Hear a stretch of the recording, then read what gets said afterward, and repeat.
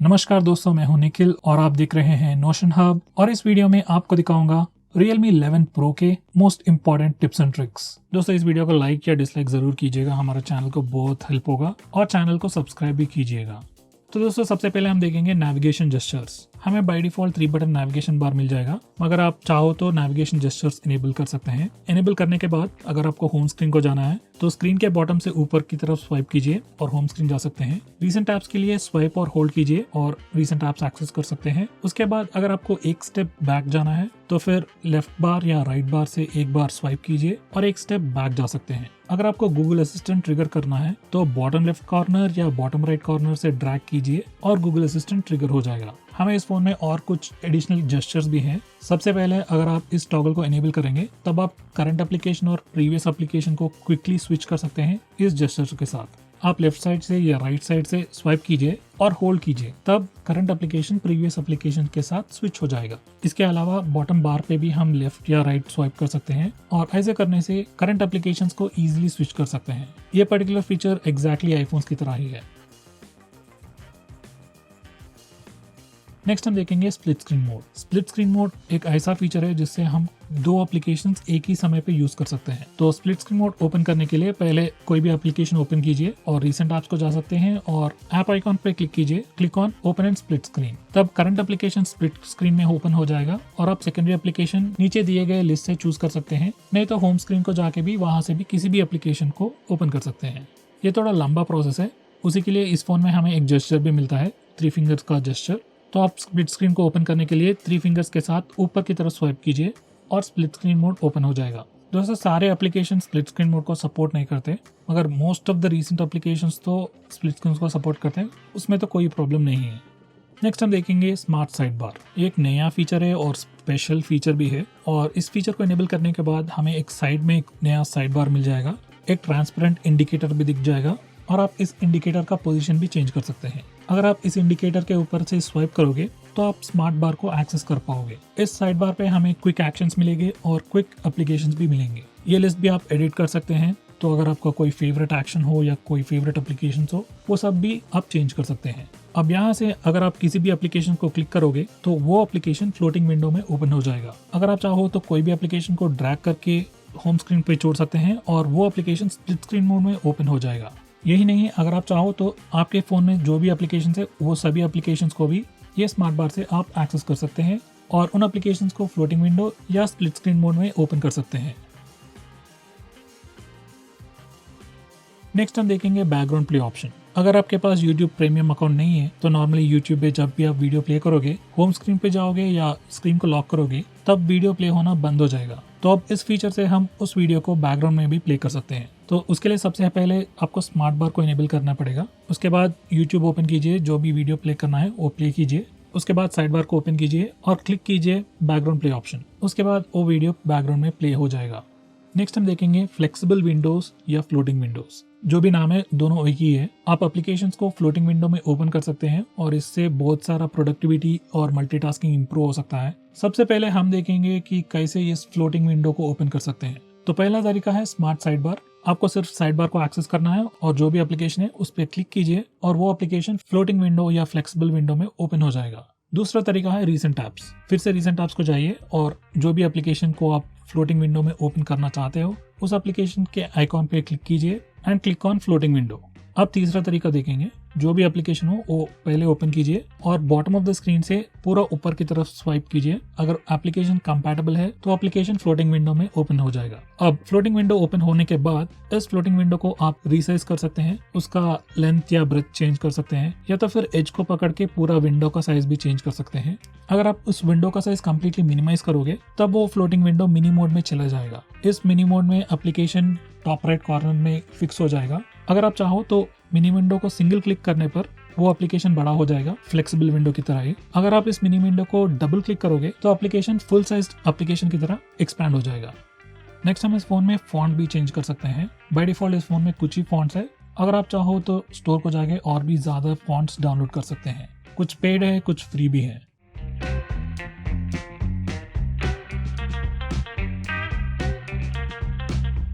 Next हम देखेंगे कैसे हम कोई भी फाइल्स हो, ऑडियो, वीडियो, डॉक्यूमेंट्स जो भी हो, वो फाइल्स को कैसे हाइड कर सकते हैं। उसके लिए हमें प्राइवेसी सेटिंग्स को जाना है और उसमें आपको प्राइवेट सेफ दिख जाएगा। अगर आप उसे पहली बार ओपन करोगे तो आपको पासवर्ड सेट करने का ऑप्शन मिलेगा और ये पासवर्ड फोन के पासवर्ड से अलग भी रख सकते हो। पासवर्ड सेट करने के बाद यहाँ से आप photos, videos, audio files, documents जो भी फाइल्स हो वो सभी हाइड कर सकते हैं। अगर आप इन हिडन फाइल्स को एक्सेस करना है तो आपको फिर से यही प्राइवेट सेफ को आना पड़ेगा और इन फाइल्स को अनहाइड करना है तो फिर से फाइल्स को सिलेक्ट कीजिए और अनहाइड बटन दबा दीजिए। अगर आप चाहो तो इस प्राइवेट सेफ को आप फिंगरप्रिंट स्कैनर या फेस अनलॉक से भी अनलॉक कर सकते हैं। बाय द वे, अगर आप चाहो तो एल्बम्स एप्लीकेशन से भी फोटोज डायरेक्टली सिलेक्ट करके उन फोटोज या वीडियोस को हाइड कर सकते हैं। इस फोन में हम एप्लीकेशंस को भी हाइड कर सकते हैं। उसके लिए फिर से हमें प्राइवेसी सेटिंग्स में जाना पड़ेगा और आपको यहाँ पे हाइड एप्स का ऑप्शन दिख जाएगा। फिर से अगर आप पहली बार इस ऑप्शन को सिलेक्ट करोगे तो आपको पासवर्ड सेट करने का ऑप्शन मिल जाएगा और फिर से ये पासवर्ड आप फोन के पासवर्ड से भी कम्प्लीटली डिफरेंट रख सकते हैं। उसके बाद आपको एप्लीकेशंस का लिस्ट मिल जाएगा और जो भी एप्लीकेशन को आप हाइड करना चाह रहे हो उस एप्लीकेशन का टॉगल को इनेबल कीजिए और वो एप्लीकेशन सारे हाइड हो जाएंगे। अगर आप ये पहले बार कर रहे हो तो आपको एक्सेस कोड भी सेट करना पड़ेगा। इस एक्सेस कोड की मदद से हम इन हिडन एप्लीकेशंस को इजीली एक्सेस कर सकते हैं। एक्सेस कोड के स्टार्टिंग और एंडिंग में हैश रहेगा और इस एग्जांपल के लिए मैंने एक्सेस कोड डाला है 4 zeros। अब इन हिडन एप्लीकेशंस को एक्सेस करने के लिए आपको फोन डायलर ओपन करना है और #4 zeros हैश दबा दीजिए और आपको हिडन एप्लीकेशंस दिख जाएंगे।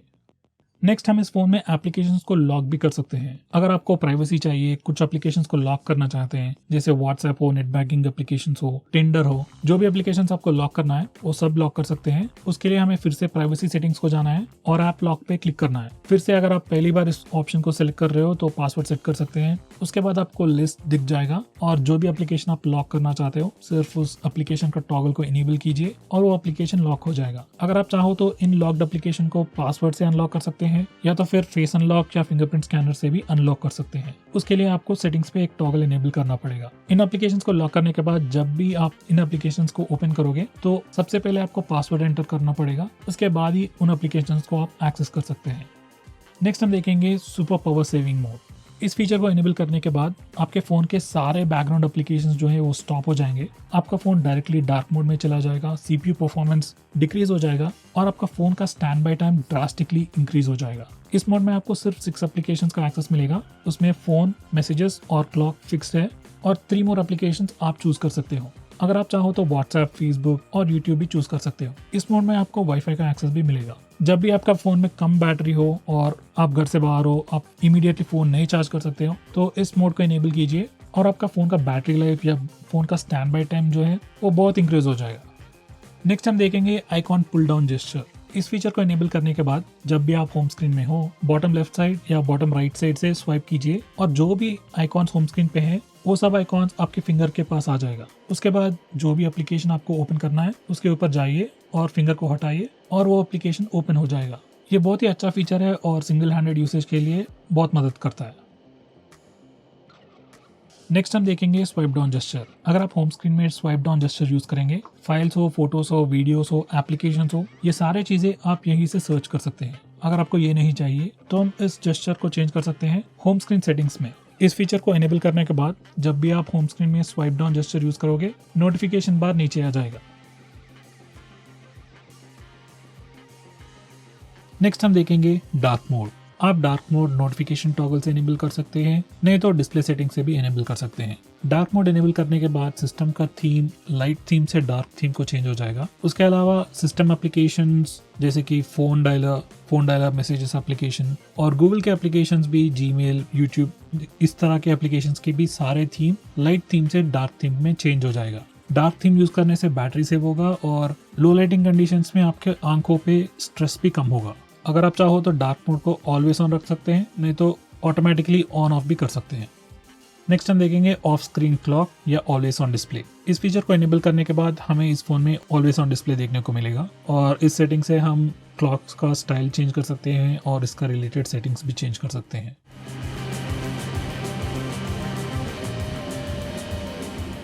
नेक्स्ट हम देखेंगे 3 फिंगर स्क्रीनशॉट जेस्चर। उससे पहले हम देखेंगे कि नॉर्मल स्क्रीनशॉट कैसे ले सकते हैं। तो किसी भी एंड्रॉइड फोन में अगर आपको स्क्रीनशॉट लेना है तो वॉल्यूम डाउन और पावर बटन दोनों बटन एक ही बार दबाइए और आपका फोन स्क्रीनशॉट ले लेगा। इसके अलावा हमें इस फोन में 3 फिंगर स्क्रीनशॉट भी देखने को मिलेगा।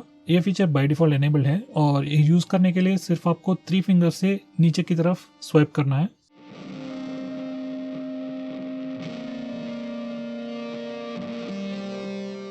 उसके बाद हम लॉन्ग स्क्रीनशॉट भी ले सकते हैं। उसके लिए सबसे पहले नॉर्मल स्क्रीनशॉट लेना पड़ेगा। बटन यूज कर सकते हैं, नहीं तो जेस्चर भी यूज कर सकते हैं। उसके बाद आपको प्रीव्यू दिखेगा और उस प्रीव्यू के नीचे आपको स्क्रॉल का बटन दिखेगा, वो क्लिक कीजिए और करंट पेज स्क्रॉल होगा और आपको लॉन्ग स्क्रीनशॉट मिल जाएगा। नेक्स्ट हमें इस फोन में स्क्रीन रिकॉर्डिंग का फीचर भी मिलेगा। उसके लिए डायरेक्टली आप नोटिफिकेशन टॉगल्स को जाके स्क्रीन रिकॉर्डिंग स्टार्ट कर सकते हैं।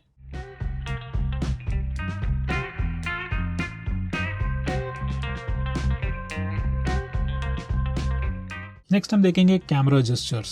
सबसे पहले हम देखेंगे टच जेस्चर। उस फीचर को एनेबल करने के बाद आप स्क्रीन प्रीव्यू को टच करने से आप फोटो ले सकते हैं। नेक्स्ट हम देखेंगे पाम जेस्चर। इस फीचर को एनेबल करने के बाद आप सिर्फ आपका फ्रंट कैमरा या रेयर कैमरा को आपका हाथ दिखाइए और 2 सेकंड्स के बाद आपका फोन ऑटोमेटिकली फोटो ले लेगा। ये पर्टिकुलर फीचर सेल्फीज लेने के लिए बहुत काम आता है। नेक्स्ट हम गूगल असिस्टेंट को पावर बटन से भी ट्रिगर कर सकते हैं। उसके लिए हमें इस टॉगल को एनेबल करना है। उसके बाद जब भी आप पावर बटन को लॉन्ग प्रेस करोगे तब गूगल असिस्टेंट ट्रिगर हो जाएगा। इस फीचर को एनेबल करने के बाद अगर आपको फोन को स्विच ऑफ करना है या तो रीस्टार्ट करना है, उसके लिए आपको वॉल्यूम अप और पावर बटन दबाना है, तब आपको रीस्टार्ट के ऑप्शंस मिल जाएंगे। नेक्स्ट मैं आपको दिखाऊंगा कैसे डिफॉल्ट ऐप्स को चेंज कर सकते हैं। तो दोस्तों यहाँ से आप सभी डिफॉल्ट एप्लीकेशंस चेंज कर सकते हैं। जैसे कि अगर आपको डिफॉल्ट ब्राउजर चेंज करना हो, default SMS application, default music player, आपको जो भी डिफॉल्ट एप्लीकेशंस चेंज करना है वो सब आप यहीं से ही कर सकते हैं।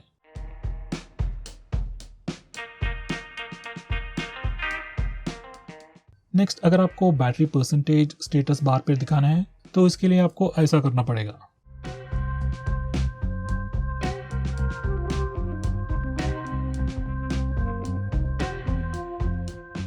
नेक्स्ट अगर आपको नेटवर्क यूसेज यानी कि वाईफाई डाउनलोड स्पीड या अपलोड स्पीड या मोबाइल डेटा का अपलोड स्पीड या डाउनलोड स्पीड स्टेटस बार पे दिखाना है तो इस फीचर को इनेबल करना पड़ेगा। नेक्स्ट अगर आप RAM usage recent apps page पे दिखाना चाहते हो तो इस फीचर को इनेबल कीजिए।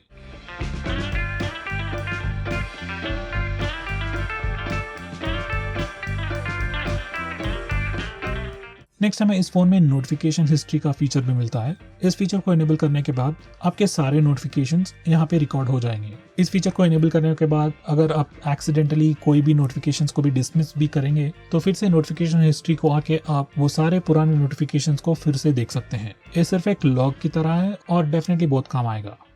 नेक्स्ट हम देखेंगे रिसेंटली डिलीटेड फाइल्स। आपके एल्बम्स फोटो में कभी भी आप किसी भी फोटोज को डिलीट करोगे वो कंप्लीटली डिलीट नहीं हो जाएगा, वो रिसाइकल बिन की तरह एक रिसेंटली डिलीटेड फोल्डर में चला जाएगा। अगर आप चाहो तो वो फाइल्स आप रिस्टोर कर सकते हैं या तो कंप्लीटली डिलीट भी कर सकते हैं। ये सारे फाइल्स 1 महीने के बाद ऑटोमेटिकली डिलीट भी हो जाएंगे। अगर आपको ये फीचर पसंद नहीं है या तो कंप्लीटली डिसेबल करना चाहते हो तो आप एल्बम सेटिंग से भी ये फीचर को डिसेबल कर सकते हैं।